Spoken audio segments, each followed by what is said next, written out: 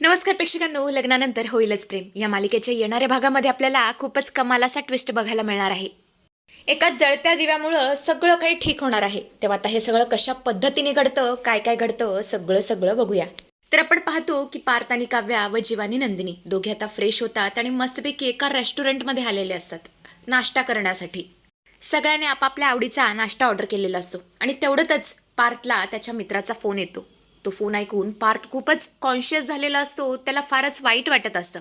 त्याचा मूड पूर्णपणे ऑफ झालेला असतो. ते पाहून काव्या बोलते, अहो देशमुख, का मूड ऑफ झालाय? ऑफिस रिलेटेड काहीतरी आहे का? आता हे बघा, आपण इथे एन्जॉय करायला आलोय, त्यामुळे ऑफिसचा विषय मला इथे अजिबात नको आहे. तुम्ही अजिबात डोक्यातून तो विषय काढून टाका बरं, आणि प्लीज एन्जॉय करा. हे मुमेंट पुन्हा पुन्हा येणार नाही आहेत. तेव्हा पार्थ बोलतो, तसं नाही आहे, मला माझ्या मित्राबद्दल काहीतरी कळालंय. तेव्हा काव्या बोलते, असं काय कळालंय आम्हाला सुद्धा सांगा. तेव्हा जीवासुद्धा बोलतो, हो ना दादा, अरे नक्की काय कळालंय आम्हाला सुद्धा सांग, आम्हाला सुद्धा ऐकायचंय. तेव्हा पार्थ सांगू लागतो, माझा मित्र आहे राहुल, त्याची बायको पळून गेली. आत्ताच मला कळालं त्याची बायको पळून गेली. आणि ती का पळून गेली माहिती आहे का? आमचाच कॉमन मित्र वेद, त्याचं आणि राहुलच्या बायकोचं अफेअर सुरू होतं. लग्नापूर्वी बळजबरीने तिचं आणि राहुल बरोबर लग्न झालं होतं. पण हे सगळं जे काही घडलंय ना, ते फार चुकीचं घडलंय. राहुलच्या बायकोने आणि वेदने फार मोठी चूक केली आहे. त्या दोघांनी मिळून राहुलला खूप फसवलंय. त्याच्या जागी मी असतो आणि मला हे सगळं भोगायला लागलं असतं, तर मी त्या दोघांना कधीच माफ केलं नसतं. आयुष्यात कधी त्यांचं तोंड बघितलं नसतं. आणि आता मात्र काव्या आणि जीवा एकमेकांकडे बघत असतात. त्यांना आता कळून चुकलेलं असतं की पार्थला जर हे सत्य कळालं तर नक्की काय होईल. त्यांना चांगलंच एक डेमॉन्स्ट्रेशन मिळालेलं असतं. आणि आता तिच्या पूर्णपणे लक्षात आलेलं असतं की हे सत्य जर त्याला बाहेरून कळालं तर तो ना तिला माफ करणार ना जीवाला माफ करणार. त्यामुळे आता काव्या तिच्या आयुष्यातला खूप मोठा निर्णय घेते. ती आता जीवाला साईडला बोलवते. जीवा बोलतो, काव्या आता काय झालं, इथे कशाला बोलवलंयस, अजून आता काय तमाशा करायचा आहे? तेव्हा काव्या बोलते, हे बघ जीवा, तू सुद्धा तुझ्या आयुष्यामध्ये पुढे गेलायस आणि मी सुद्धा माझ्या आयुष्यामध्ये पुढे गेले. मी सुद्धा देशमुखांवरती प्रेम करू लागले जीवा. त्यामुळे मला असं वाटतंय, पुढे जाण्या अगोदर आपण सगळं क्लिअर केलं पाहिजे. जे काय आहे आपल्यामध्ये ते सांगून टाकलं पाहिजे. नाहीतर देशमुखांचे मित्र राहुल त्यांच्यासारखं व्हायला वेळ लागणार नाही. आणि त्यांच्या बोलण्यावरून आपल्याला हे सुद्धा समजलंय की ते आपल्याला माफ करणार नाहीत. त्यामुळे मला असं वाटतंय हीच ती योग्य वेळ आहे. कोणीच नाही आहे. आपण देशमुखांना विश्वासात घेऊ आणि त्यांना सगळं सत्य सांगू. मला माहिती आहे देशमुख आपल्या दोघांवर विश्वास ठेवतील, कारण तुम्ही त्यांचे भाऊ आहात आणि मी त्यांची बायको. आणि जीवा, तू माझ्याबरोबर येतोयस देशमुखांना सगळं सत्य सांगण्यासाठी. आणि हे सगळं ऐकून तर जीवाचं डोकंच फिरतं. तो बोलतो, काव्या, तुझं काय डोकं बिकं फिरलंय का? आता इतकं सगळं चांगलं सुरू असताना मी काय दादाला सत्य सांगणार नाही. त्यामुळे तू ना आता जरा शांत बस, तोंडाला चिकटपट्टी लाव आणि कोणाला काही सांगू नकोस. पण काव्या मात्र काही एक ऐकायला तयार नसते. ती म्हणत असते, जीवा रे, तुला का कळत नाही आहे? हीच ती योग्य वेळ आहे.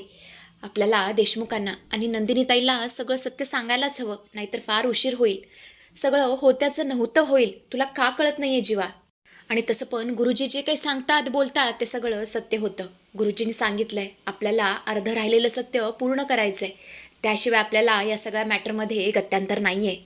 त्यामुळे आपल्याला आपला भूतकाळ नंदिनीताई आणि देशमुखांना सांगायलाच हवं, नाहीतर होत्याचं नव्हतं व्हायला वेळ लागणार नाही. आपलं आयुष्य बर्बाद होईल, आपल्या चौघांचंही. समजून घे जीवा. तेव्हा जीवा थोडासा विचार करतो आणि बोलतो, ठीक आहे काव्या, तू जसं म्हणतेस ना अगदी तसंच करू.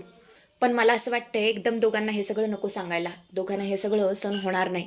पार्थदाता जरा स्ट्रॉंग आहे, पण नंदिनीला हे सगळं सहन होणार नाही. एक एक करून आपण त्या दोघांना सांगू. आधी पार्थदादाला सांगू आणि मग नंदिनीला. कशी वाटते ही आयडिया? काव्या बोलते, ठीक आहे. इकडे आता नंदिनी जेव्हा फ्रेश होण्यासाठी वॉशरूममध्ये गेलेली असते, बरोबर त्याच वेळेला जीवानी काव्या पार्थला गाठतात. जीवा बोलतो, दादा चल, आपल्याला कुठेतरी जायचंय. इथे जवळच एक मंदिर आहे, तिकडे जायचंय आपल्याला. तेव्हा पार्थ बोलतो, नंदिनी, नंदिनी तर येऊ देत बाहेर, त्या वॉशरूमला गेल्यात ना. तेव्हा काव्या बोलते, देशमुख, अहो ताईचा विचार करू नका, तुम्ही चला बरं आधी. असं म्हणत असते. दोघेही जबरदस्तीने पार्थला मंदिरात घेऊन जातात. पार्थला काहीच कळत नसतं. काव्या म्हणत असते, देशमुख, मला तुम्हाला फार महत्त्वाचं सांगायचंय, खूप महत्त्वाचं काहीतरी सांगायचंय, तेही देवाच्या साक्षीने. तर बघा ना प्रेक्षकांनो, काव्याने किती मोठं डोकं चालवलेलं असतं. देवाच्या साक्षीने तिने हे सत्य सांगण्याचा निर्णय घेतलेला असतो, जेणेकरून पार्थला या सगळ्यावरती विश्वास ठेवावाच लागेल. पार्थ म्हणत असतो, काव्या, अहो सांगा ना, तुम्ही काय सांगणार आहात? काव्या बोलते, हे बघा देशमुख, आता मी जे काही सांगणार आहे त्यामुळे तुमच्या चेहऱ्यावरचा आनंद जाऊ शकतो, पण कसं आहे ना, हे आत्ताच सांगणं खूप महत्त्वाचं आहे. देशमुख, यापूर्वी मी तुम्हाला खूप वेळा माझा पास्ट सांगण्याचा प्रयत्न केला आहे, पण तो टॉपिक कधीच पूर्ण झाला नाही. तेव्हा पार्थ बोलतो, ते सगळं ठीक आहे, पण तुम्ही जीवाला का इथे घेऊन आलाय? तुमच्या भूतकाळाशी जीवाचा काही संबंध आहे का? आणि तसं पण हा आपल्या दोघांचा प्रश्न आहे, नवरा बायकोतला प्रश्न आहे. नवरा बायकोच्या मॅटरमध्ये कधीही तिसऱ्याला आणायचं नसतं. तेव्हा काव्या बोलते, नाही देशमुख, हा फक्त आपल्या दोघांचा प्रश्न नाही आहे, तर हा आपल्या तिघांचा प्रश्न आहे. आणि हे सगळं ऐकून तर पार्थ पूर्णपणे ब्लँक झालेला असतो, त्याला काहीच समजत नसतं. तो म्हणत असतो, काव्या, मला समजेल असं काहीतरी बोलाल का? तेव्हा जीवा बोलतो, हे बघ दादा, तू जास्त विचार करू नकोस. काव्या आता जे काही सांगणार आहे ना, ते नीट ऐकून घ्या आणि समजून घे मुळात तिला. तेव्हा आता काव्या सत्य सांगायला सुरुवात करते की लग्नापूर्वी माझ्या आयुष्यामध्ये एक मुलगा होता आणि तो मुलगा दुसरा तिसरा कोणी नसून तुमचा धाकटा भाऊ जीवा होता. पण तुमच्या आणि नंदिनीताईच्या लग्नामुळे आमचं आयुष्य पूर्णपणे बदलून गेलं, होत्याचं नव्हतं झालं. खरं तर आम्ही एकमेकांशी लग्न करण्याची स्वप्न बघितली होती. मला फक्त जीवाशीच लग्न करायचं होतं, पण तसं न घडता माझं लग्न तुमच्याशी झालं आणि तुमच्या धाकट्या भावाचं लग्न नंदिनीताईशी झालं. कळत नसतं. हे सगळं ऐकून तर पार्थला काहीच कळत नसतं. तो म्हणत असतो, जीवा, हे सगळं खरं आहे का? जीवा बोलतो, हो दादा, हे सगळं खरं आहे. आणि एकदमच त्या मंदिरामध्ये सोसाट्याचा वारा वाहू लागतो. असं वाटू लागतं की जणू काहीतरी अनिष्ट घडणार आहे. जीवा आता पुढे बोलतो, हो दादा, काव्या जे काही बोलते ते एकदम खरं आहे आणि म्हणूनच आम्हाला मूव्ह ऑन व्हायला वेळ लागला, कारण आम्ही सतत एकमेकांच्या तोंडापुढे असायचो. पण दादा, आता तसं काही एक नाही राहिलेलं. आम्ही दोघेसुद्धा आपापल्या आयुष्यामध्ये पुढे निघून गेलोय. मी नंदिनीबरोबर खुश आहे आणि काव्या तुझ्याबरोबर. आम्ही दोघे आता आपापल्या पार्टनरवर प्रेम करू लागलोय. आणि आता मात्र चक्क काव्या जळत्या दिवावरती हात ठेवते आणि बोलते, देशमुख, मी तुम्हाला खरं सांगते, मी तुमच्या प्रेमात पडली आहे. मला तुमच्याबरोबर अख्खं आयुष्य घालवायचं आहे. मी जीवाला पूर्णपणे विसरून गेली आहे आणि आपलं हे नातं सुरू करण्यापूर्वी मला तुम्हाला हे सत्य सांगायचं होतं, जे की मी तुम्हाला सांगितलं आहे. आणि आता जोवर तुम्ही मला उत्तर देत नाही ना, तोवर हा हात मी पेटत्या दिव्यावरून काढणार नाही. मग माझा हात जरी जळाला ना तरीही चालेल. आणि मला खात्री आहे, याच पेटत्या दिव्याने मला माझा पार्थ, जो की मृत्यूशी झुंज देत होता, तो परत दिलाय. आणि आता सुद्धा हाच पेटता दिवा मला माझा पार्थ परत देईल. पार्थ मात्र इतका घाबरून गेलेला असतो की तो काहीच रिॲक्ट करायला तयार नसतो. काव्या म्हणत असते, पार्थ, आता तुम्हीच माझा भविष्यकाळ आणि वर्तमान काळ आहात. तुम्ही मला माझ्या भूतकाळाबरोबर स्वीकाराल का? सांगा ना पार्थ. आणि हे सगळं म्हणत असताना काव्याला खूप त्रास होत असतो. तिला जळत्या दिव्याची झळ लागत असते आणि त्यामुळे प्रचंड वेदना होत असतात. आणि तेवढंच आता पार्थ पळत पळत जातो, तो दिवा फेकून देतो आणि काव्याला घट्ट अशी मिठी मारतो आणि बोलतो, मला मान्य आहे, मला तुमचं प्रेम कळून चुकलंय. तुम्ही तुमची चूक कबूल करून खूप मोठेपणा दाखवलाय आणि मला आता तुमचं प्रेम मान्य आहे. आणि अशा प्रकारे आता काव्या पार्थच्या मिठीत असते आणि जीवा खूप खुश असतो. तर असा काहीसा भाग आपल्याला बघायला मिळेल.